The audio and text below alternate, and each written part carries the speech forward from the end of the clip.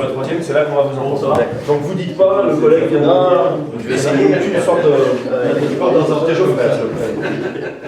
je ferai même chose.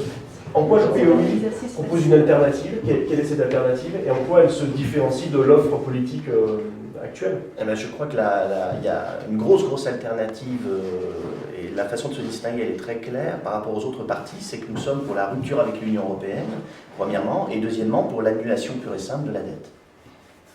Alors pourquoi rompre avec l'Europe? Comment rompre avec l'Europe?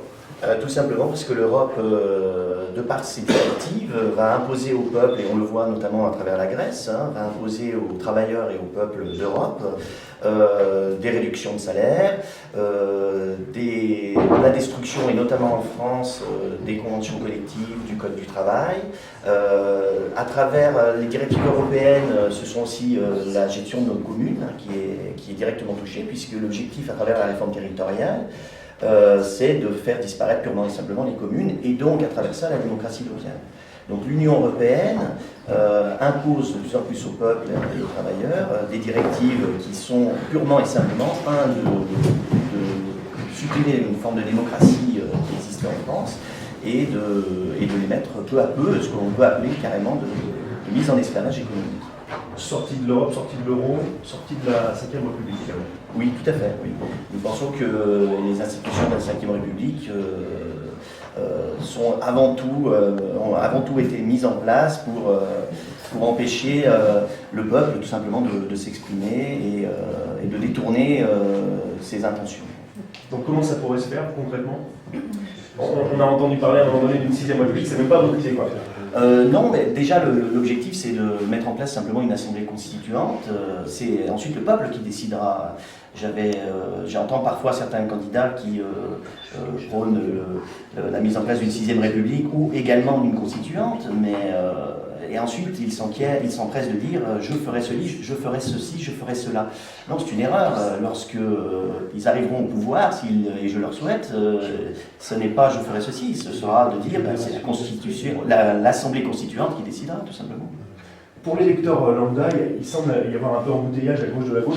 Quelle est votre différence? Comment vous faites exister votre différence par rapport au MPA et aux autres formations?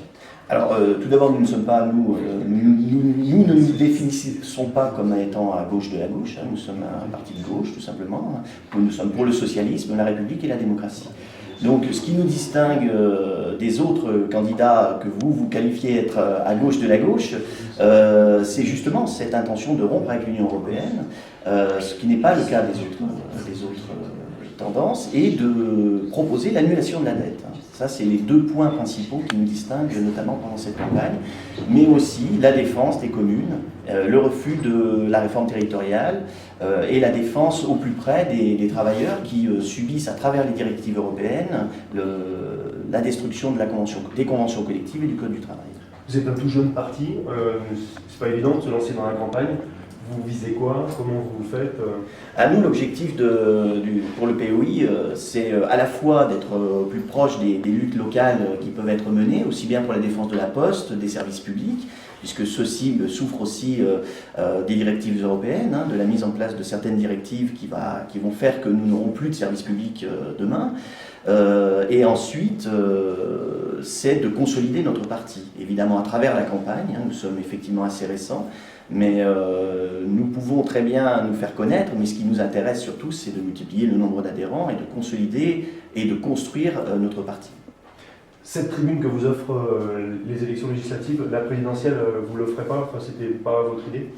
Non, on voulait vraiment un peu plus s'ancrer dans le côté lutte locale, et puis aussi parce que de toute façon on estime que ces élections présidentielles sont quasiment une mascarade, puisque apparemment, on le voit tous les jours dans les médias, seuls 2 candidats seraient les mieux à même d'être élus. Donc on sent que même les partis qui sont en dehors du Parti Socialiste ou de l'UMP ont eux-mêmes du mal à avoir leurs 500 signatures et ont du mal à être reconnus du point de vue médiatique et dans les sondages. Donc on s'aperçoit que finalement ces élections sont un petit peu déjà plus ou moins manipulées et n'ont pas grand intérêt, puisque quel que soit le candidat, chacun de ces candidats vont non non seulement appliquer les directives européennes, mais se battre pour la réduction des déficits publics, avec tout ce que ça implique de réduction de salaire, de